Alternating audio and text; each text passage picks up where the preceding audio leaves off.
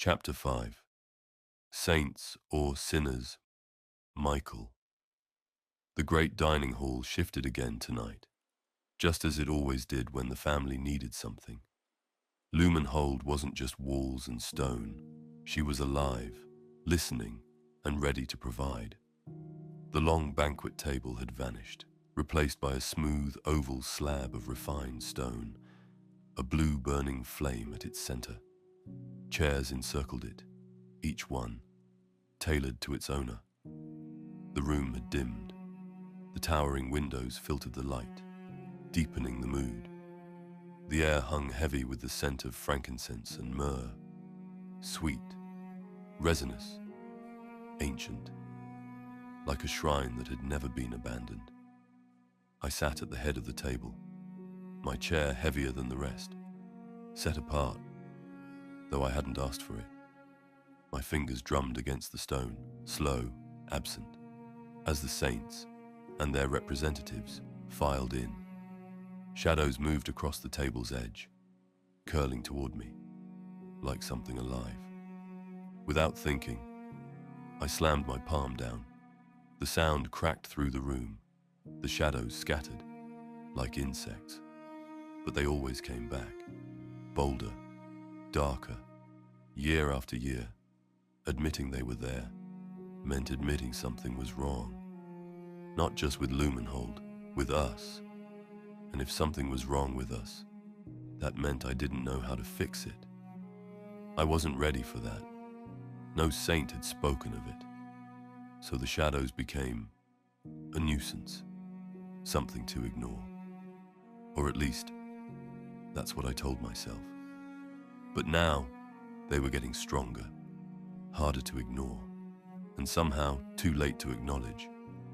The arrival of an archangel wasn't a coincidence, but I wouldn't share that with Uriel. I wouldn't give voice to it, because if I did, it would mean something far worse. When a family loses its faith, it loses everything. Immortality, influence, power, and if it goes too far, its soul. I pressed a hand to my temple and exhaled slowly and gripped the medallion in my pocket until it bit into my skin. Pain helped. It steadied me and gave me just enough control to hide what was building underneath.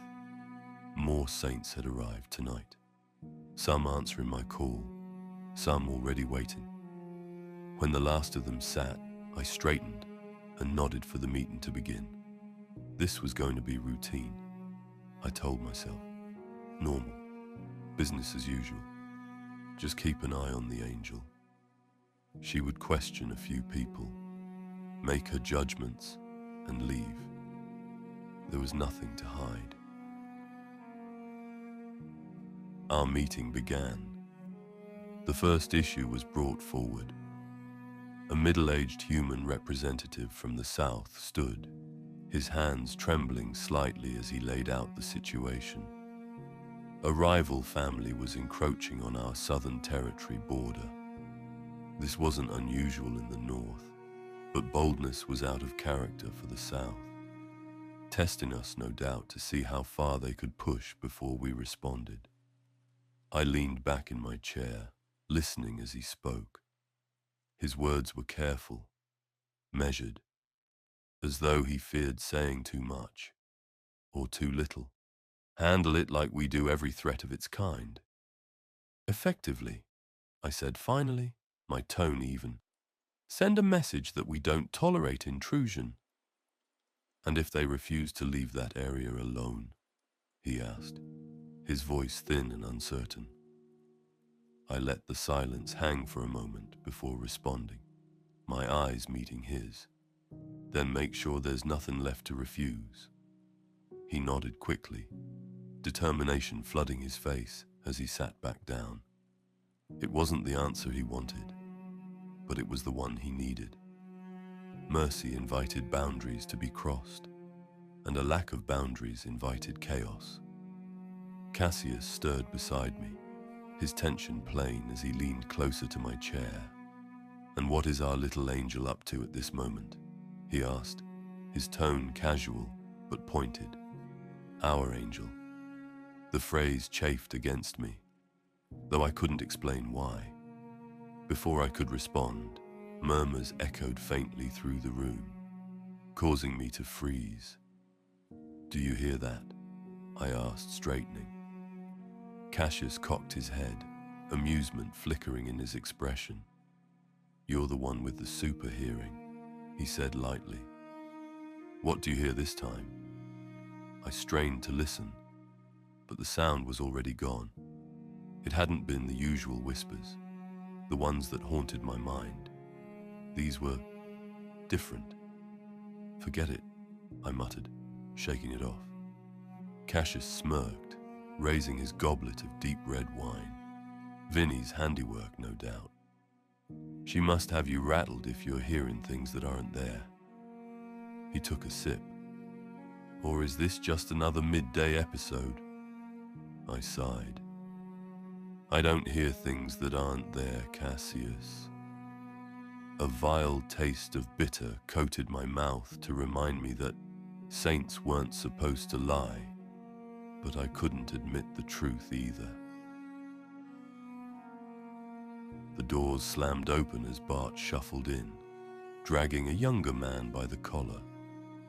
Bartolome was a sight, as always.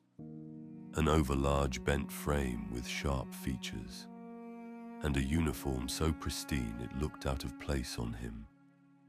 His thinning hair was slicked back with precision, and his permanent scowl carved deep furrows into his face. "This one couldn't find his spine with a map and a flashlight," Bart growled, shoving the boy forward like he was tossing out the trash.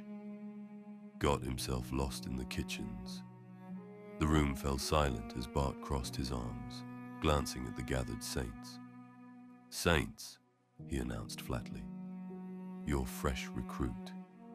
He gave a sarcastic little bow, his expression daring anyone to complain. "Bart," I said lightly, "you're a treasure as always."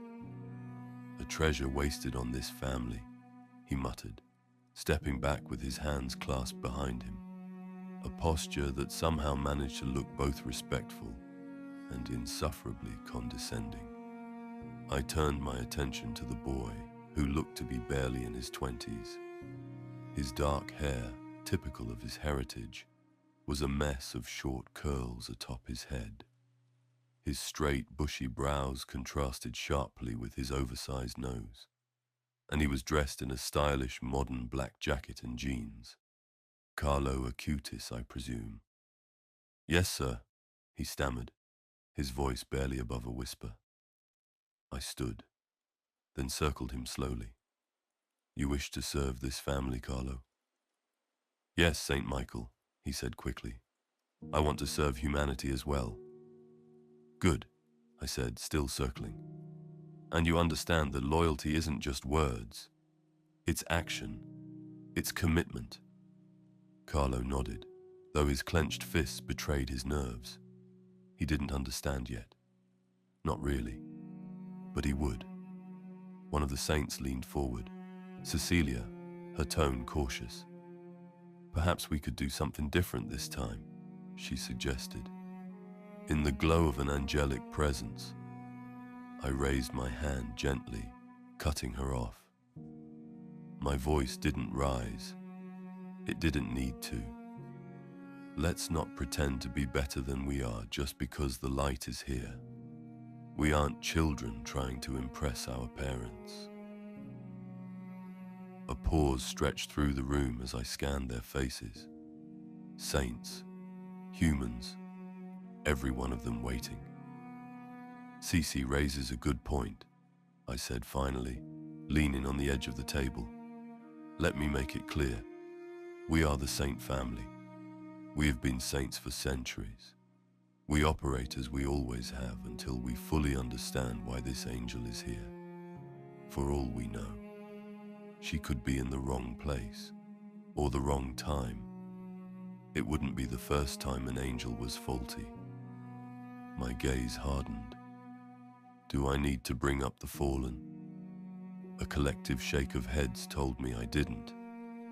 No one wanted to revisit the stories of angels who chose to fall rather than remain in the light. Cecilia dropped her gaze, muttering an apology as she leaned back in her chair. I turned my attention back to Carlo, my steps deliberate as I circled him again. The windows and golden walls around us began to vibrate faintly, a low hum of anticipation pulsing through the room. "You know the price for your immortality," I said, my tone leaving no room for argument. "Fulfill it. Prove you belong here, and you shall live forever in the hearts of man." Carlo swallowed hard, but nodded, his resolve firming. He didn't flinch when I stopped directly in front of him, my gaze boring into his. Good. He might actually make it. I pulled the family crest from my pocket. The medallion felt cool in my palm. "First," I said, holding up one finger, "when you are called, you come. No questions." "Yes, sir." "Second," I held up two fingers, "any other family relics or beliefs must be destroyed. Our doctrine is the only doctrine." Bart stepped forward, tossing a small wooden chest at Carlo's feet. The young man knelt, opening it to reveal trinkets and keepsakes, remnants of a life that would no longer exist. A rosary, worn smooth from years of prayer, lay on top. Carlo's hands hovered over the chest, his jaw tight. "Do I have to destroy this?" he asked, his voice low but resolute. "It's not just mine. It was my mother's." I spoke coldly. "Your past has the power to bind you. Faith binds you. Break it now, or you do not continue. You will be put to death instead. It's your choice, Saint Carlo." Carlo's hesitation was brief, but it was there. "You give your soul to the family, or you give your life. Either way, your sacrifice will strengthen this family. But with one choice, you will be under the full protection of the saints." He picked up the items, staring at them as though they might dissolve in his hands. Finally, with a deep breath, he stood and walked to the table, facing the fire that burned at its center. The saints leaned forward, their eyes gleaming with anticipation. But Carlo didn't throw the chest in immediately. He stood there, the rosary dangling from his fingers. "This feels wrong," he said, his voice barely audible. "Faith requires sacrifice, my boy," said St. Ignatius from the far back. "Otherwise, it's just lovely words. If it's what I have to do to serve..." His words trailed off as he tossed the chest into the flames, the rosary following.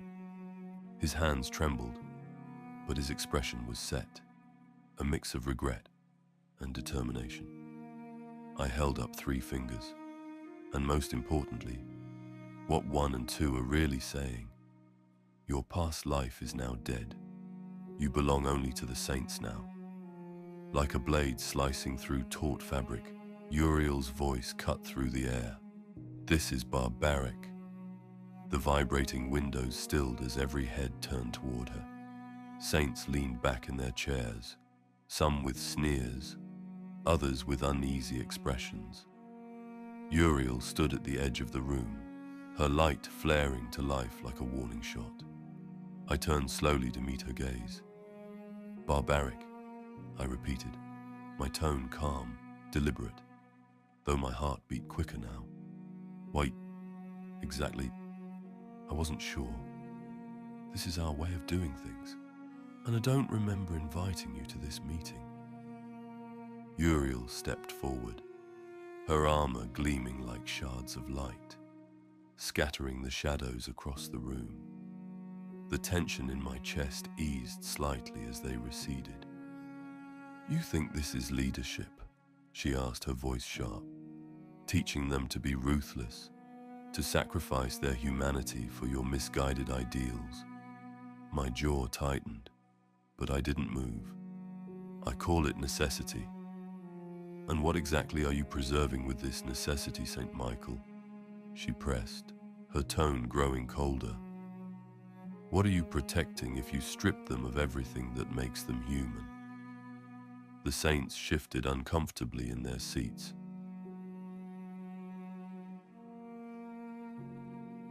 Agatha chose that moment to busy herself in the kitchens. This is the reality of our world, Angel, not the sanitized version the light preaches. If I were wrong, you and I wouldn't be here. Something sharp flickered across her face. Irritation, maybe even anger, before her light flared. It didn't rise, it struck. Power cracked through the room like a whip, slamming into the saints. Gasps tore free as heads were forced downward, chairs grinding against stone under the sudden weight. The air itself seemed to bow with them. The shadows, gone. Not driven back, not hiding. Gone. Her power hit me next. For a moment, I braced for impact. But instead, I exhaled. The tension unraveled from my chest, warmth flooding through my limbs, sinking deep into bone and marrow. Clean, steady, quiet. I flexed my fingers slowly, studying the sensation as it settled under my skin. Interesting. I wouldn't do that, Angel, I said, my voice low, a faint smile pulling at my mouth. It's not having the effect you think it does. Her eyes narrowed, something sharper flashing behind them. But the pressure broke. The room lifted as her hold released, saints pulling in breath like they'd been drowning. She had power, but power alone wouldn't bring me to my knees. She'd have to get her hands dirty for that. Uriel raises an interesting point, Michael, Cassius said, choosing his moment. I closed my eyes briefly, annoyance flickering, but I didn't interrupt. Perhaps her presence is too disruptive. Heaven's interventions rarely arrive without complications. His tone remained smooth, measured. Should we request an official trial with the light? He leaned back, a faint knowing smirk tugging at his mouth. I'm sure it would be quicker as well. Quicker, because we'd be cutting out the middleman. This is insanity. Uriel's voice cut through the room as she scanned the saints, then stilled. Where is Saint Dymphna? I thought she lived in this hovel with you. Agath answered as she stepped back into the room far too quickly. Dymphna now lives in Ireland, with her people. It was a sanctioned relocation, of course. How convenient, Uriel said, her gaze sharpening.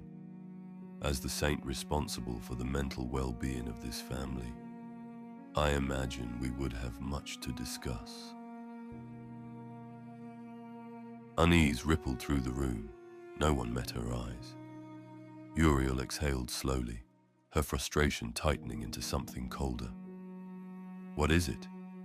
Silence stretched, then broke. No one speaks to Saint Dymphna, Vincent said quietly. She cut out her own tongue with a blessed knife many years ago.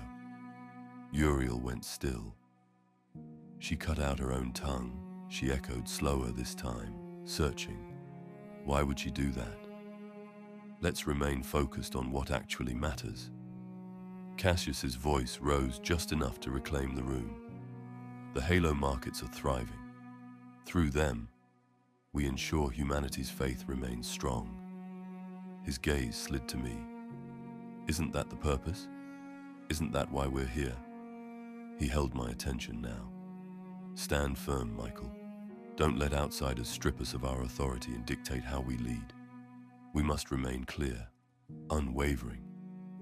His words landed harder than they should have.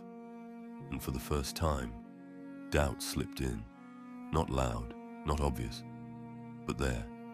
The space the shadows had occupied felt different now, clearer, lighter, and in that clarity, Cassius's influence stood out.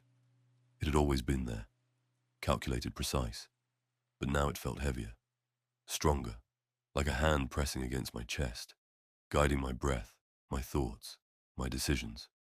Was it loyalty or ambition? At the edge of the room, Uriel burned, not subtle, not quiet. A flame, bright, relentless, impossible to ignore. Her light gave me breathing room, where for so long I had none. Cassius was something else entirely. Dimmer, sharper, aimed, like an arrow waiting to be loosed. Without the shadows clouding the space, the difference was obvious. But Cassius was family. Uriel was not. Her gaze found mine, steady and unyielding, waiting, watching, measuring. She wanted to see if I would bend or break. I would do neither. A calmness settled over me as I made my choice. "Thank you for your insights, Cassius," I said, my tone neutral. "But let's not forget, if Uriel is here, there's a reason. Maybe not the one she thinks, but a reason still. And until we understand it fully, we tread carefully." Cassius inclined his head, though I didn't miss the flicker of dissatisfaction in his eyes. His light smile returned, faint, unreadable. But his silence spoke volumes. He would push again, eventually. "Saints," I continued, my voice steady, "we've drifted in the wrong direction. Let's not take Uriel's presence as an invitation for hostility. We don't fight her. We don't hinder her. We let her do what she came to do." A few murmurs rippled around the table. This needed to play out a certain way. Until I got the answers I needed myself. My gaze moved to Uriel, whose expression was unreadable. Her head cocked slightly as she studied me. Her light had dimmed, settling into something softer, almost ethereal. "Archangel," I said, addressing her directly, "we offer our family's cooperation, on the condition that our mission remains unhindered by your investigation." Her eyes narrowed, a spark of challenge flashing like lightning within them. "And if I find that your protection is the source of humanity's suffering?"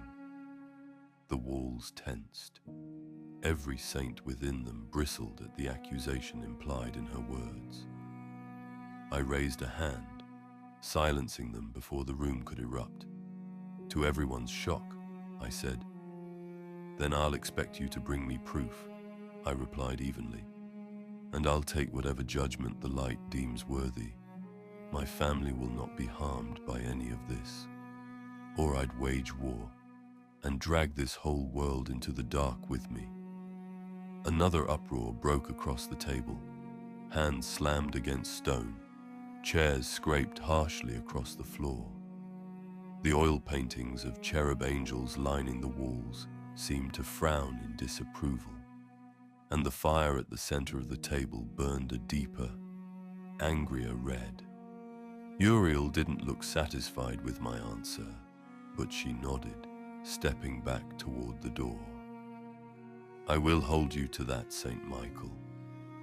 As she turned to leave, her armor caught the light, casting long beams across the room. I was already missing the warmth. Bart slammed the doors closed behind her, but the weight of her presence lingered. Her arrival was a disruption, yes, but also a warning. Something was wrong. I could feel it now, creeping into the edges of my mind, like the shadows that haunted the fortress.